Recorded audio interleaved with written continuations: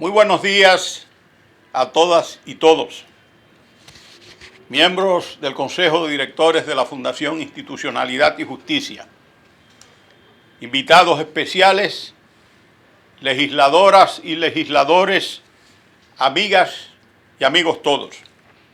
Agradezco a la Fundación Institucionalidad y Justicia Incorporada la honradora invitación para comparecer ante ustedes y compartir algunas ideas sobre el Congreso Nacional, su rol para garantizar la estabilidad democrática y el desarrollo nacional. He tenido el honor de participar en el pasado en varios encuentros de esta naturaleza que tuvieron su génesis en la iniciativa de Monseñor Agripino Núñez Collado y la Pontificia Universidad Católica Madre y Maestra, con apoyo de la USAID y otros organismos internacionales. Este instrumento de diálogo democrático y crecimiento personal contribuye a introducirlos en la fascinante y retadora vida legislativa. Ustedes han sido ungidos por la voluntad popular de sus provincias y comunidades, como sus representantes en el Poder Legislativo, que se ejerce en el nombre del pueblo por el Congreso Nacional, conformado por el Senado de la República y la Cámara de Diputados. El Congreso Nacional legisla y fiscaliza en representación del pueblo. La Constitución confiere al Congreso Nacional atribuciones generales en materia legislativa y atribuciones en materia de fiscalización y control. A partir del próximo 16 de agosto, ustedes entrarán al templo de la representación ciudadana. Roger Collard, jurista y parlamentario francés, partidario de la Revolución Francesa, señaló: las cámaras son la arena donde se disputa el poder. Termino la cita. Los grandes debates de la sociedad tienen como escenario las cámaras legislativas. El órgano legislativo, bajo la denominación de Parlamento, es fruto de una evolución que se produce en Inglaterra desde el año 1265, cuando Simón de Montfort reunió a eclesiásticos, laicos, caballeros y representantes de las ciudades y los burgos para hacerle oposición al rey Enrique III. Estaban representados así los que rezan, los que guerrean y los que trabajan. Esto fue la génesis de lo que en el siglo XIV cristalizó en la Cámara de Lores, integrada por prelados y nobles, y en la Cámara de los Comunes, constituida por los representantes de las ciudades y los burgos, es decir, el Parlamento británico. De la experiencia histórica inglesa, apuntalada en los Parliament Act 1911 y de 1949, y del desarrollo del constitucionalismo en los siglos XVIII, XIX y XX, se nutrió la configuración del órgano legislativo que con diversas denominaciones conocemos hoy, hasta tal punto que se afirma que no hay democracia sin Parlamento, no hay democracia sin Congreso. La palabra Congreso tiene su raíz del latín congressus, de congrendi, que significa caminar juntos, congregarse. De manera general, el Congreso bicameral siguió el modelo creado por la Constitución norteamericana de septiembre de 1787, primera constitución escrita del mundo moderno. ¿Cómo surge el Congreso Nacional entre nosotros? Desde nuestra primera Constitución republicana del 6 de noviembre de 1844, el Poder Legislativo tuvo una composición bicameral. En esa oportunidad existieron dos cámaras, el Tribunado y el Consejo Conservador. El Tribunado, antecedente de lo que hoy conocemos como Cámara de Diputados, se componía de 15 tribunos o diputados escogidos por elección indirecta a razón de 3 por cada provincia. En el caso del Consejo Conservador, desempeñaba las funciones en sentido general del Senado de la República y estaba integrado por 5 miembros en razón de 1 por cada provincia. La denominación de los componentes de ese órgano legislativo tiene sus raíces en Francia. Sin embargo, hemos tenido constituciones en las cuales el Congreso ha tenido una estructura unicameral. El primer caso existió con la Constitución conservadora del general Pedro Santana de diciembre de 1854, en que el poder legislativo quedó constituido solamente por el Senado consultor. En 10 oportunidades adicionales también fue unicameral. Este esquema organizativo fue el preferido por los gobiernos despóticos y tiránicos. La estructura bicameral del Congreso Dominicano estuvo influenciada por la Constitución norteamericana del 17 de septiembre de 1787 y las constituciones francesas de 1799 y 1814. El tema es abordado por la Constitución de los Estados Unidos en el artículo 1, sección 1. En el caso francés, los artículos 15 y 27 de la Constitución de 1799 y 24 y 25 de la Carta del 4 de junio de 1814. Desde 1908 ha imperado en nuestro sistema constitucional el bicameralismo, considerado como un hito de la historia constitucional dominicana por el maestro don Manuel Amiama. El bicameralismo puede ser considerado como una pieza fundamental del liberalismo político, ya que participa de la limitación del poder. Se ha llegado a afirmar que el bicameralismo es una concretización perfecta del principio de separación de los poderes. Las influencias antes señaladas son la consecuencia de que nuestra Carta Magna de San Cristóbal tuvo diversas fuentes. La Constitución de 1844 de naturaleza hereditaria tuvo como fuentes directas: 1.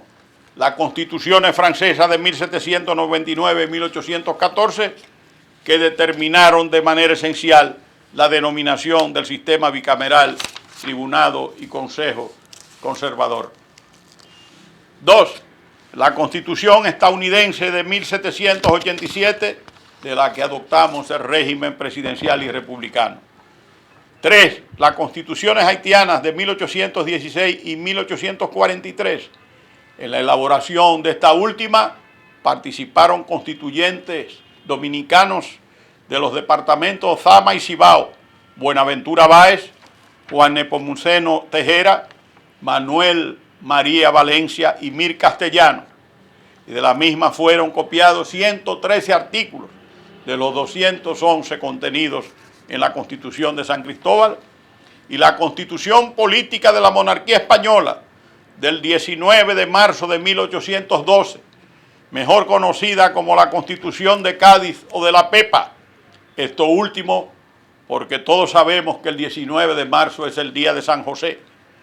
Esa Constitución nos influenció en los aspectos siguientes: la denominación ministro, secretario de Estado y del despacho a que se refiere el artículo 109 de la Constitución Dominicana de 1844, se remonta al capítulo 6 y al artículo 222 de la Constitución de Cádiz. Lo relativo a los ayuntamientos, abordado por la Constitución de 1844 en el artículo 159, se toma del artículo 309 de la Constitución de Cádiz. Lo referente al gobierno político de las provincias, el jefe superior político y las diputaciones provinciales de que nos habla la primera Constitución dominicana en los artículos del 140 al 158, fue adoptada de los artículos 324 al 337 del capítulo segundo de la Constitución de Cádiz. Esto significa que concomitantemente con la existencia de un Congreso compuesto de 2 cámaras, en cada provincia dominicana se creaba una diputación provincial para promover su prosperidad. Estas diputaciones provinciales que no tienen ninguna relación directa con las actuales, tenían importantes prerrogativas. Cito como ejemplo, poner en conocimiento del Poder Ejecutivo del Tribunado con los datos necesarios los abusos y mala conducta del jefe superior político y demás empleados de la provincia. Velar por la recaudación, manejo e inversión de los fondos públicos señalando los abusos y malversación a quien sea de derecho. Pedir al prelado eclesiástico la remoción de los párrocos que observen una conducta reflexible y perjudicial al bien de sus feligreses.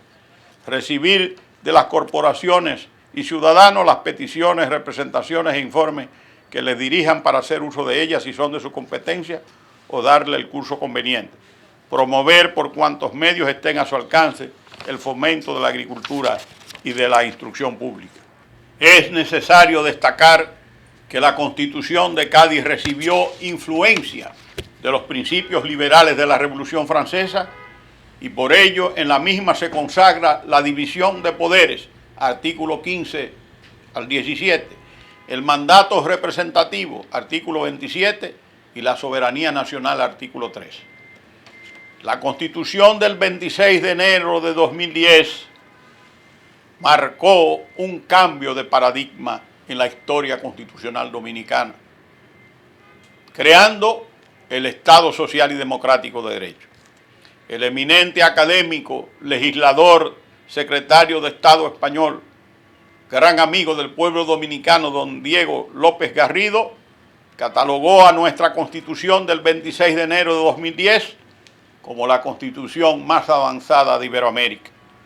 En mi modesta opinión, las Constituciones del 29 de abril de 1963 y del 26 de enero de 2010 han sido las más trascendentes en el siglo XX y XXI en nuestro país, constituyéndose así en referencias esenciales para comprender la evolución del pensamiento constitucional dominicano.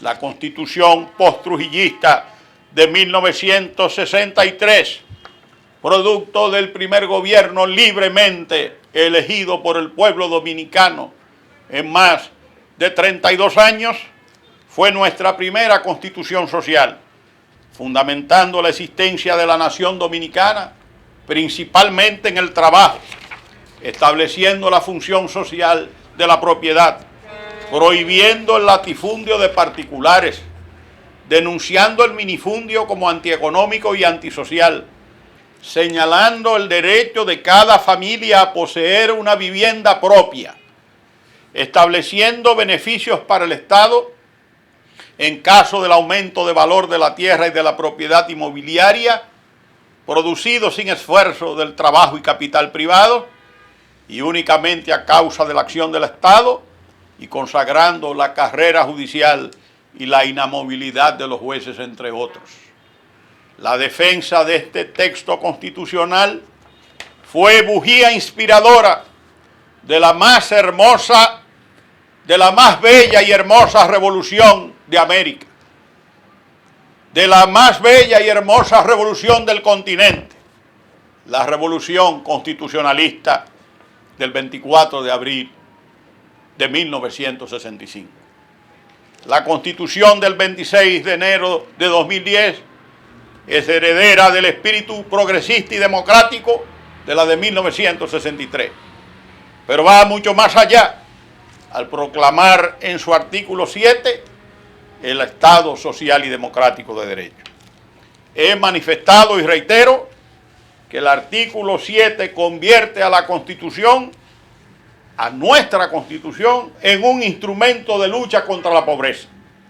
El Estado social, en mi opinión, se plantea como una meta a conseguir que implica un cambio de paradigma frente al viejo Estado liberal que privilegiaba la libertad política sobre la igualdad real de los ciudadanos. Es decir, marca una ruptura con el neoliberalismo y el Estado liberal de derecho. Se reconoce la economía de mercado sin aceptar la sociedad de mercado. En ese tenor, para Nicolás Muñiz, cito, el Estado social de derecho debe ser entendido como la capacidad del capitalismo para sobrevivir y oponerse a la alternativa que representa el Estado socialista, reflejando las transformaciones experimentadas por el Estado contemporáneo con respecto al primitivo Estado liberal de derecho. El mayor reto actual de la sociedad dominicana es la construcción de un Estado social y democrático de derecho y la materialización de las prerrogativas reconocidas al ciudadano para hacer exigible el respeto y cumplimiento por parte del Estado de los derechos económicos y sociales. ¿Cuál es el papel del Congreso a la luz de este paradigma del Estado social y democrático de derecho? Permítanme, para destacar la especial relevancia de las cláusulas del Estado social y democrático de derecho en el ámbito del Congreso Nacional, ponderar el excelente estudio que sobre el mismo realizan don Manuel Delgado Iribarren, profesor de Derecho Constitucional de la Universidad Rey Juan Carlos, y don Vicente Moret Millás, letrado de las Cortes Generales, publicado en la obra Comentarios a la Constitución de la República Dominicana, tomo 2, comentario sistemático, editado por la Ley y la Universidad Rey Juan Carlos, bajo la dirección del magistrado del Tribunal Constitucional de España y catedrático de Derecho Constitucional, don Pedro González Trevijano, y el catedrático don Enrique Arnaldo Alcubilla. Para los autores Delgado, Iribarren y Moret Millás, el artículo 7 de la Constitución actual recoge los principios estructurales fundamentales en que se organiza la República Dominicana y lo hace en la línea del constitucionalismo contemporáneo, sobre la base de 3 cláusulas: Estado democrático, Estado social y Estado de Derecho. En efecto, el artículo 7 de la Constitución declara que, cito, la República Dominicana es un Estado social y democrático de derecho organizado en forma de república unitaria, fundado en el respeto de la dignidad humana, los derechos fundamentales, el trabajo, la soberanía popular y la separación e independencia de los poderes públicos. Veamos estas 3 cláusulas. Estado democrático. Para los juristas citados, la cláusula democrática está consagrada en el artículo 2 de la Constitución al señalar que la soberanía reside exclusivamente en el pueblo, de quien emanan todos los poderes, los cuales se ejerce por medio de sus representantes o en forma directa en los términos que establece esta Constitución y las leyes. Esta cláusula democrática, señalan los referidos autores, sitúa la Constitución Dominicana de forma inequívoca entre las democracias liberales, como se desprende de la consagración de los 2 aspectos ineludibles para ello, lo que recogía ya el artículo 16 de la Declaración de los Derechos del Hombre y del Ciudadano de 1789, esto es, la garantía de los derechos fundamentales y el aseguramiento de la separación de los poderes. Toda sociedad en la cual la garantía de los derechos no esté determinada, ni la separación de los poderes garantizada, no tiene constitución. Para ellos, en lo que se refiere al Congreso como poder legislativo, de esta cláusula se infieren algunas consecuencias de particular relieve, como son: primero, que debe ser función esencial del Congreso Nacional como poder legislativo el de garantizar la dignidad de la persona y el respeto a los derechos fundamentales consagrados en la Constitución. Segundo, que la dignidad de la persona y el respeto a los derechos fundamentales constituyen un límite en la actuación del Poder Legislativo. Tercero, que todos los poderes públicos, autoridades y ciudadanos deben respetar la independencia y las potestades atribuidas al Congreso Nacional.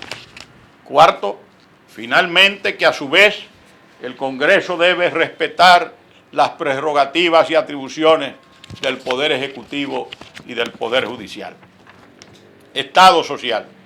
Esta cláusula tiene un importante punto de partida en el siglo pasado, en la Constitución Mexicana de Querétaro de 1917, precursora del constitucionalismo social, ya que fue la primera en el mundo en contemplar un amplio catálogo de derechos sociales, completando así el canto a la libertad, esencia de la Constitución mexicana, de su Constitución de 1857.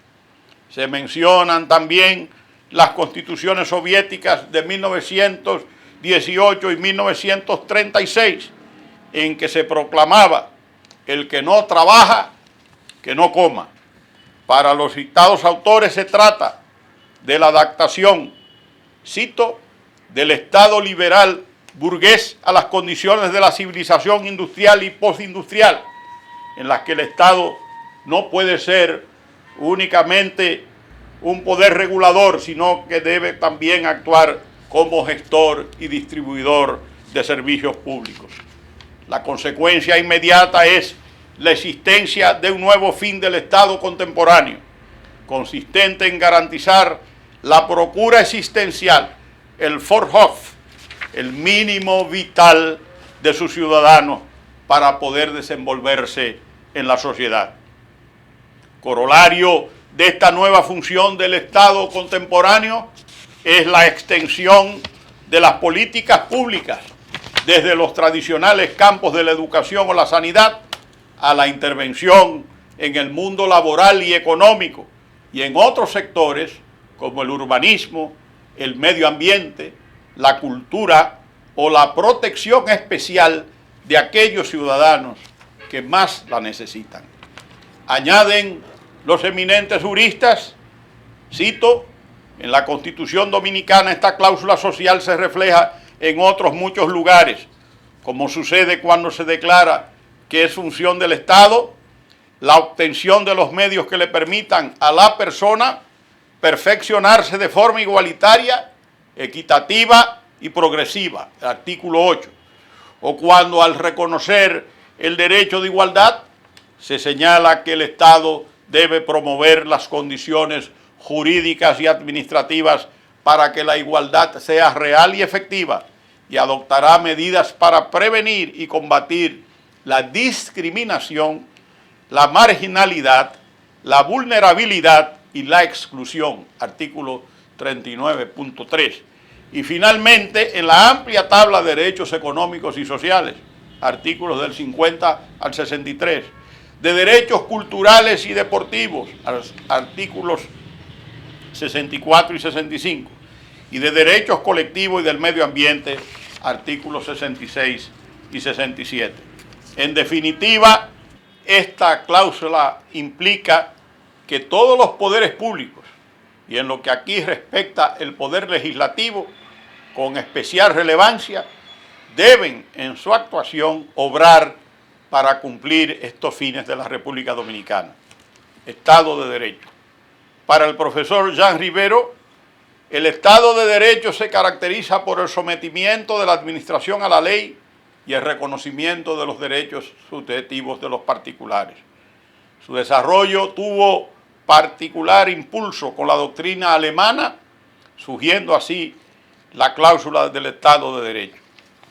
En opinión de Delgado, Iribarren y Moret Milás, cito, de dicha cláusula se desprenden principios como el de sometimiento a la legalidad de la administración pública, respeto a la división de los poderes del Estado, supremacía de la ley frente a la potestad reglamentaria del Ejecutivo, reserva de ley en determinadas materias, protección de los ciudadanos mediante tribunales independientes, así como la responsabilidad del Estado por los actos ilícitos. En el caso nuestro, la supremacía constitucional, soporte de la Constitución normativa, se consagra en el artículo 6 constitucional, al proclamar: todas las personas y los órganos que ejercen potestades públicas están sujetos a la Constitución, norma suprema y fundamento del orden jurídico del Estado. Son nulos de pleno derecho toda ley, decreto, resolución, reglamento o actos contrarios a esta Constitución. Para los juristas españoles, cuyas opiniones comentamos, la consagración del Estado de Derecho repercute en la actuación del Poder Legislativo dominicano por las siguientes razones. 1.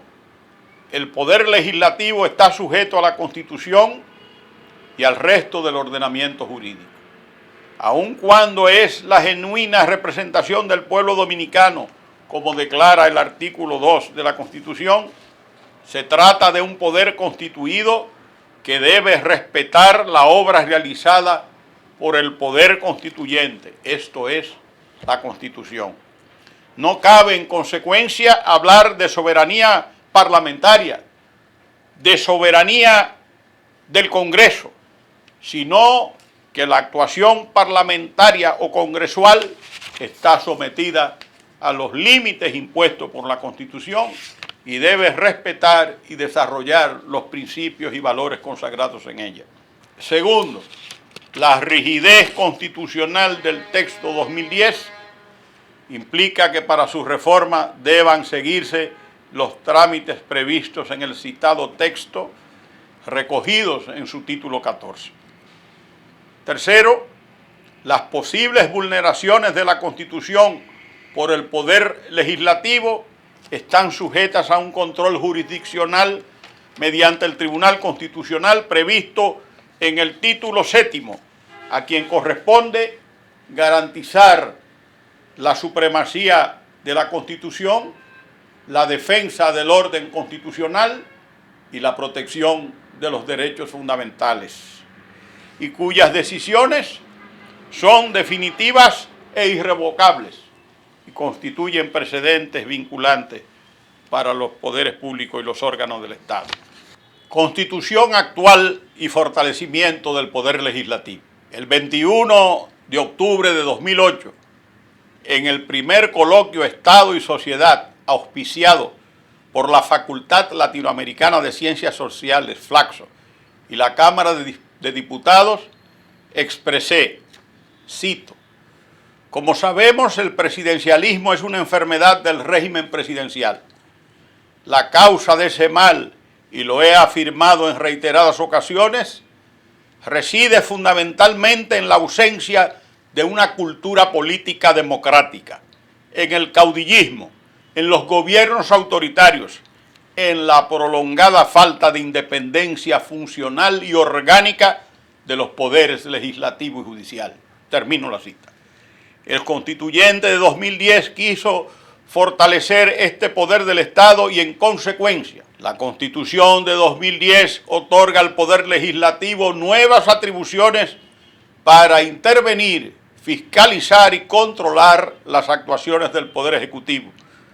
Podemos hablar entonces de verdaderos frenos y contrapesos entre los poderes del Estado para garantizar la estabilidad democrática y el desarrollo de nuestro país. Entre las actuaciones intervencionistas de fiscalización y control que tiene el Congreso respecto al Ejecutivo, debemos destacar: 1. Juicio político. Corresponde a la Cámara de Diputados acusar ante el Senado a las y los funcionarios públicos elegidos por voto popular, a los elegidos por el Senado y por el Consejo Nacional de la Magistratura por la comisión de faltas graves en el ejercicio de sus funciones. Artículo 83.1. 2. Citar a los funcionarios públicos para edificar al Congreso sobre la ejecución presupuestaria y los actos de la Administración. Artículo 93.2c. 3. La potestad de autorizar al presidente a declarar los estados de excepción. Artículo 93.1.e.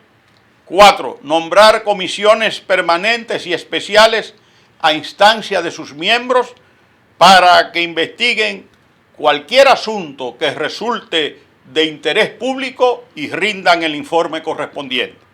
En la práctica, estas comisiones serán una efectiva herramienta en la labor de control y fiscalización que realice el Congreso. Artículo 93.2c.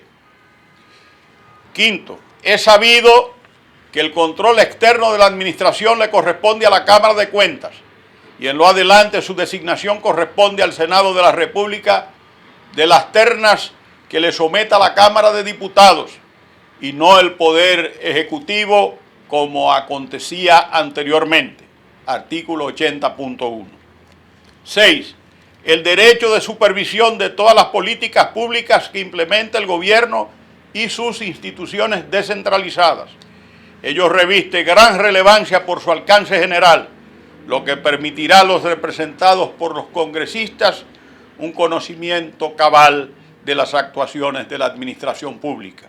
Artículo 93.2f. 7. La facultad de aprobar o desaprobar los créditos y préstamos firmados por el Poder Ejecutivo. También los contratos que le sean sometidos de conformidad al artículo 93 y 128 constitucionales. 8.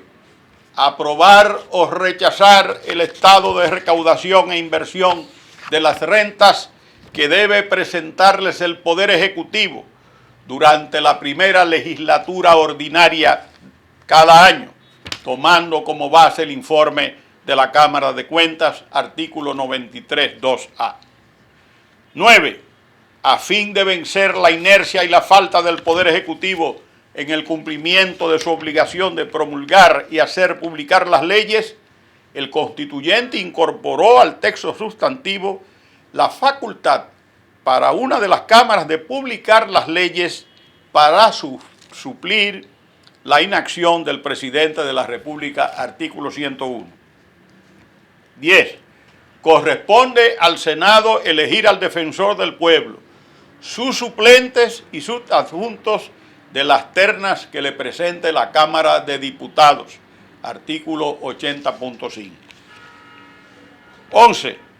Las cámaras legislativas, así como las comisiones permanentes y especiales que éstas constituyen, podrán invitar a ministros, viceministros, directores, demás funcionarios y funcionarias de la administración pública, así como cualquier persona física o jurídica, para ofrecer información pertinente sobre los asuntos de los cuales se encuentren apoderadas.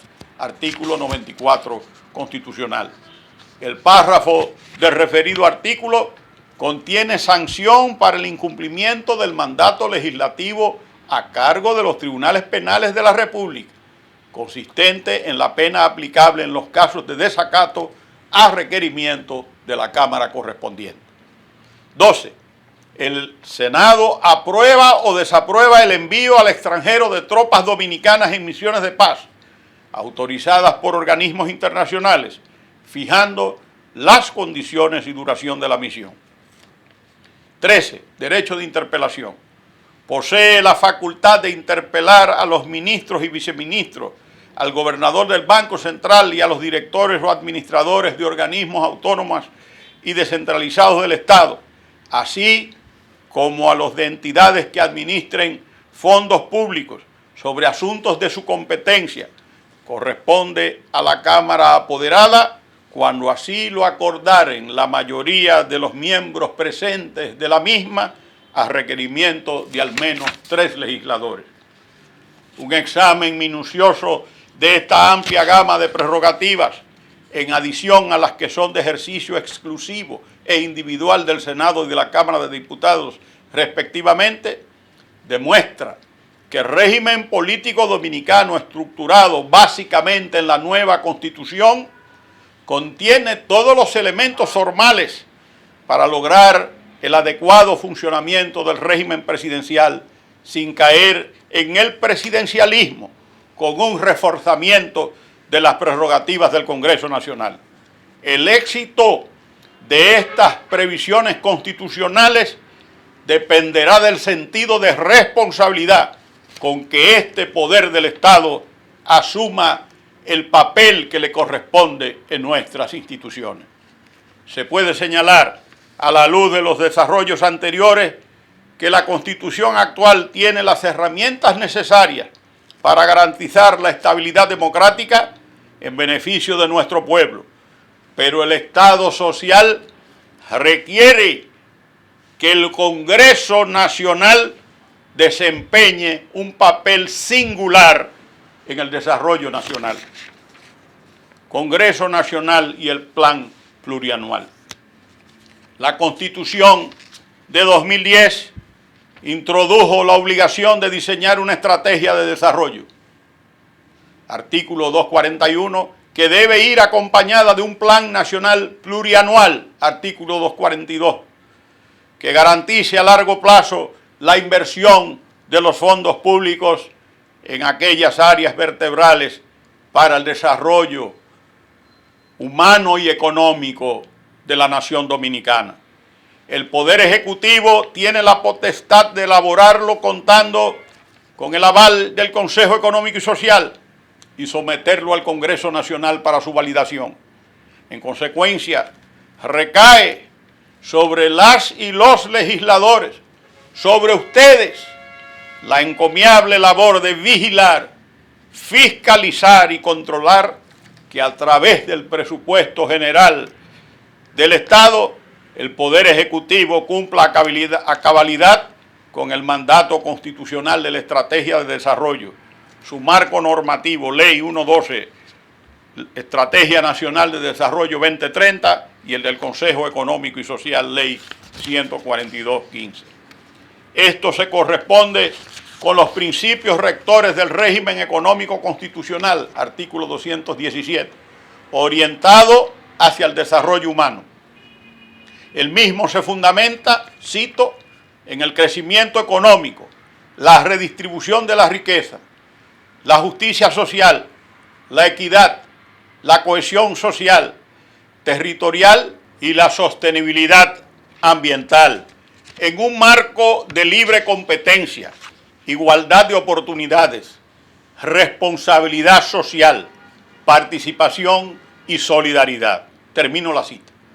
Consideramos que las características de ese régimen económico corresponden a las de una economía social de mercado, al aceptar el papel del mercado como gran asignador de recursos, pero no se acepta, como señalé anteriormente, la instauración de una sociedad de mercado donde las mujeres y los hombres tengan precio como mercancías. Eso no.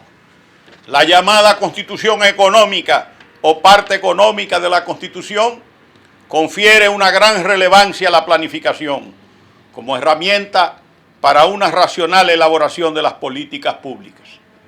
Habiéndose promulgado la ley que establece la Estrategia Nacional de Desarrollo 2030, conforme al mandato del artículo 241 de la Constitución, el nuevo Congreso, es decir, ustedes, tendrán la valiosa oportunidad de recibir del Poder Ejecutivo el Plan Nacional Plurianual del Sector Público y sus correspondientes actualizaciones durante la segunda legislatura del año en que se inicia el periodo de gobierno, previa consulta al Consejo de Ministros para tomar conocimiento de los programas y proyectos a ejecutarse durante su vigencia.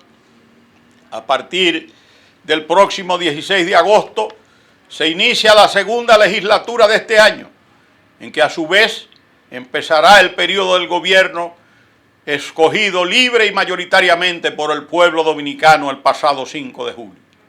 Ese será un instrumento que les servirá para promover y defender la realización de obras en sus provincias, al igual que en ocasión de la elaboración, discusión y aprobación del presupuesto general del Estado. Una vez más, la Constitución actual provee los mecanismos institucionales para que los legisladores puedan ser eficaces, eficientes y exitosos en su empeño para coadyuvar en el proceso de desarrollo del país. Ustedes deben utilizar su derecho a la iniciativa legislativa como una poderosa arma para contribuir a la erradicación de la pobreza y el desarrollo nacional descentralizado y equilibrado, que se repartan los frutos del crecimiento de manera social y de manera territorial. Quiero concluir señalando que el Congreso Nacional debe ser la principal escuela de democracia de la nación dominicana. La institución más admirada, garantía de estabilidad democrática, proyectando en su justa dimensión una vibrante presencia e influencia de los partidos políticos como instrumentos indispensables del Estado moderno, social y democrático de derecho, sin descuidar un permanente contacto con la ciudadanía. Naturalmente, la labor y la imagen del Congreso dependen esencialmente de ustedes, de los congresistas. El Congreso Nacional debe ser el catalizador de la democracia constitucional a que aspira nuestro pueblo. Les exhorto a que en el desempeño de sus funciones privilegien su amor al pueblo, su amor a sus provincias y al estricto cumplimiento del deber. Estoy seguro de que aquellos de ustedes que han renovado su mandato, al igual que los escogidos por vez primera, experimentarán la misma emoción y orgullo que todos hemos sentido el 16 de agosto al instalarse un nuevo Congreso, formando parte de este. Este pueblo necesita que ustedes trabajen sin descansar, inspirados en la obra creadora de los adalides próceres fundadores de la República. Trabajar sin descansar por y para la patria, como Duarte, el Cristo de la libertad. El país, como se dice, tiene muchas leyes, pero todavía faltan decenas de leyes complementarias que manda la Constitución del 26 de enero de 2010 y otras no menos importantes para regir nuestra vida como sociedad que aspira a la prosperidad y a la felicidad. No legislen al vapor, no sacrifiquen la calidad por la cantidad, no abandonen su comunidad y ejerzan en plenitud de responsabilidad sus funciones de fiscalización y control, rindiendo cuentas a sus electores. La obligación de rendir cuentas no es solo para el Ejecutivo o para el Judicial, sino que ustedes, por mandato constitucional, también tienen que rendir cuentas.